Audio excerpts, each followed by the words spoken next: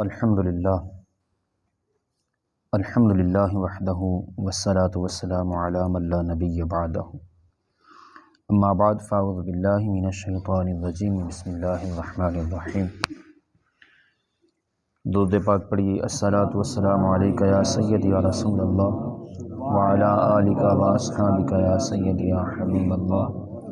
الصلاۃ والسلام علیکہ یا سیدی یا نبی اللہ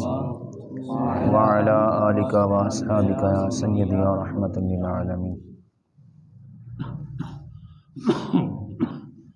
کل ہم نے ایک حدیث پڑھی ہے حضرت ابن عباس رضی اللہ تعالیٰ عنہما سے جو روایت ہے، اور اسی حدیث کا دوسرا جز جو ہے وہ ہم آج پڑھیں گے۔ کل حضرت ابن عباس رضی اللہ تعالیٰ عنہما سے روایت ہم نے پڑھی، اور آج حضرت معاذ بن جبل رضی اللہ تعالیٰ عنہ سے روایت ہے کہ ایک دن صبح کی نماز کو حضور صلی اللہ علیہ وآلہ وسلم کی تشریف آوری میں دیر ہو گئی، یعنی حضور صلی اللہ علیہ وآلہ وسلم دیر سے تشریف لائے، یہاں تک کہ قریب تھا کہ ہم آفتاب دیکھنے لگے، یعنی سورج نکلنے کے بالکل قریب وقت پہنچ گیا تھا، تو حضور صلی اللہ علیہ وآلہ وسلم تشریف لائے، اور حضور صلی اللہ علیہ وآلہ وسلم جلدی کرتے ہوئے تشریف لائے، اقامت ہوئی اور مختصر نماز پڑھی۔ سلام پھیر کر تاجدار انبیاء صلی اللہ علیہ وآلہ وسلم نے بلند آواز سے فرمایا، سب اپنی اپنی جگہ پر بیٹھے رہیں، میں تمہیں خبر دوں گا کہ کس چیز نے صبح کی نماز میں آنے سے روکا، مجھے کس چیز نے روکا ہے صبح کی نماز میں آنے سے۔ تو حضور تاجدار مدینہ سرور قلب و سینہ صلی اللہ علیہ وآلہ وسلم نے فرمایا، میں رات کو اٹھا، وضو کیا، اور جو مقدر میں تھا میں نماز پڑھی، پھر میں نماز میں اونگا، یعنی نماز پڑھنے کے بعد حضور صلی اللہ علیہ وآلہ وسلم فرماتے ہیں کہ نماز پڑھنے کے بعد مجھے اونگ آ گئی، اور اللہ رب العزت نے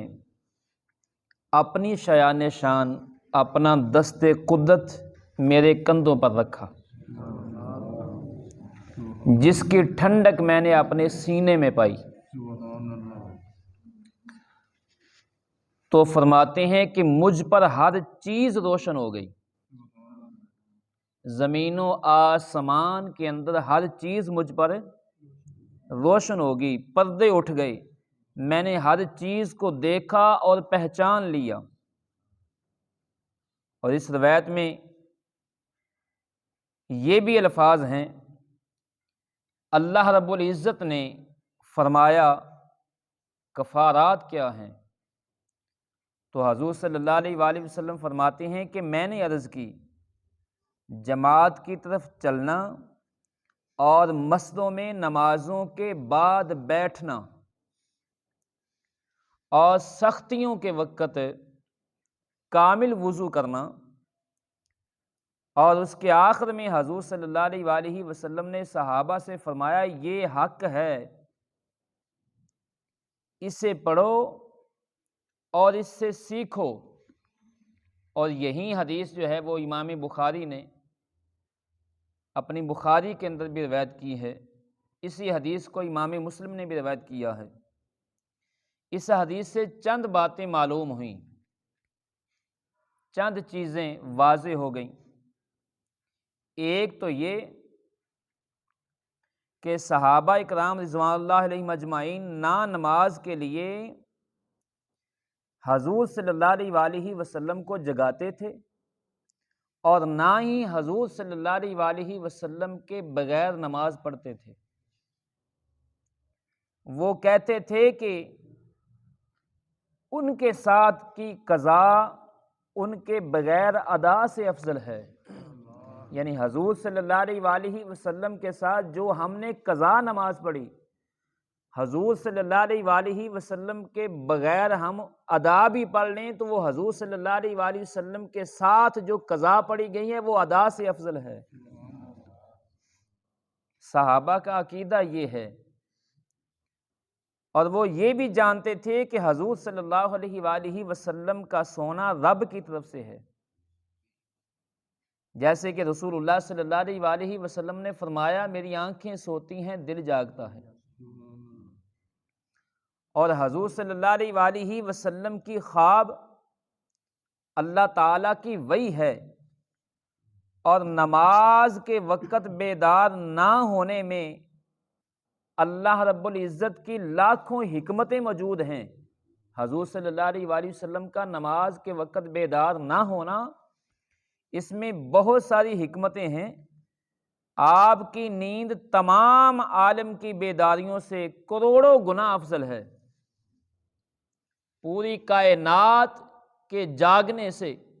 رسول اللہ صلی اللہ علیہ وآلہ وسلم کی نیند کروڑوں گنا افضل ہے۔ اور دوسری بات یہ واضح ہوئی کہ وقت کی تنگی کی وجہ سے یہ سب کچھ ہوا، یعنی نماز کا وقت تنگ تھا، حضور صلی اللہ علیہ وآلہ وسلم جلدی جلدی تشریف لائے اور مختصر، صحابہ کہتے ہیں کہ مختصر نماز پڑھی، تو وقت کی تنگی کی وجہ سے یہ سب کچھ ہوا۔ تو معلوم ہوا کہ ایسے موقع پر نماز کے لیے بھاگ کر آنا یہ جائز ہے۔ اگر وقت تنگ ہو نماز کا تو اس وقت نماز کے لیے بھاگ کر آنا، یعنی جلدی جلدی چل کے آنا، یہ جائز ہے۔ اور تیسری بات اس سے یہ واضح ہو گئی کہ سبحان اللہ، صحابہ کا خیال بالکل درست نکلا کہ حضور صلی اللہ علیہ وآلہ وسلم کو غفلت نماز،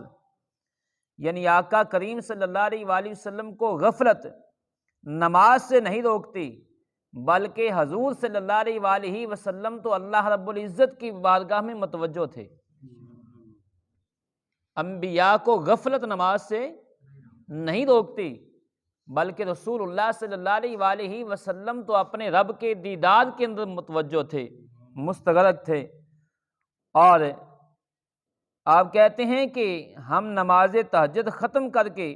سو گئے، یعنی رسول اللہ صلی اللہ علیہ وآلہ وسلم نے فرمایا کہ میں نے نماز پڑھی، رات کو اٹھا، رات کو جاگا، نماز پڑھی، تو وہ نماز تہجد ہے۔ حضور صلی اللہ علیہ وآلہ وسلم نماز تہجد ادا فرمانے کے بعد پھر کچھ دیر جو ہے وہ حضور صلی اللہ علیہ وآلہ وسلم نے آرام فرمایا۔ اور یہ بات ذہن میں رکھنا کہ اللہ رب العزت نے قرآن مجید میں حضور صلی اللہ علیہ وآلہ وسلم کو کہیں نام لے کر رسول اللہ صلی اللہ علیہ وآلہ وسلم کو نہیں پکارا۔ قرآن مجید کے اندر رب العالمین نے القابات سے پکارا ہے، یا ایھا المدثر، یا ایھا المزمل، اس طرح القابات دے کر حضور صلی اللہ علیہ وآلہ وسلم کو پکارا گیا ہے۔ اور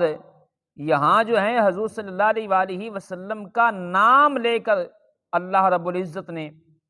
پکارا ہے۔ اور تیسرا یہ ہے کیونکہ اب تک تو نے مجھے اس کا علم نہیں دیا، اس کی شرح جو ہے وہ پہلے بھی گزری ہے۔ اور علماء فرماتے ہیں کہ حضور صلی اللہ علیہ وآلہ وسلم کا اس حدیث کے اندر یہ بات بھی واضح ہو گئی کہ رسول اللہ صلی اللہ علیہ وآلہ وسلم کا علم اللہ رب العزت نے آپ کو کلی علم عطا فرمایا۔ رسول اللہ صلی اللہ علیہ وآلہ وسلم کو اللہ رب العزت نے کلی علم عطا فرمایا۔ اور یہ بات ذہن میں رکھنا، علم اور معرفت یہ دو چیزیں ہوتی ہیں، علم اور چیز ہے اور معرفت اور چیز ہے۔ ایک مجمع کو دیکھ کر یہ بتا دینا کہ اس مجمع کے اندر 2 لاکھ آدمی یا 1 لاکھ آدمی کھڑا ہے یا بیٹھا ہے، اس مجمع کے اندر 2 لاکھ آدمی ہیں، یہ علم ہے۔ اور اس مجمع کے اندر ہر بیٹھے آدمی کے دل کے حالات کو جان لینا، اسے معرفت کہتے ہیں۔ تو حضور صلی اللہ علیہ وآلہ وسلم صحابہ کے دلوں کے اندر جو خیالات گزرتے تھے، میرے آقا کریم صلی اللہ علیہ وآلہ وسلم تو انہیں بھی جانتے تھے، انہیں بھی جانتے تھے، یہ معرفت ہے۔ اور ابو ہریرہ رضی اللہ تعالیٰ عنہ فرماتے ہیں کہ رسول اللہ صلی اللہ علیہ وآلہ وسلم نے فرمایا، جو اچھی طرح وضو کرے پھر مسجد کو جائے، مسجد کی طرف نماز پڑھنے کے لیے جائے، اور لوگوں کو اس حالت میں پائے کہ لوگ نماز پڑھ چکے ہوں، یعنی جماعت ہو چکی ہو، گھر میں وضو کرے، مسجد کی طرف جائے، اور جب مسجد میں پہنچا تو اس نے دیکھا کہ لوگوں نے نماز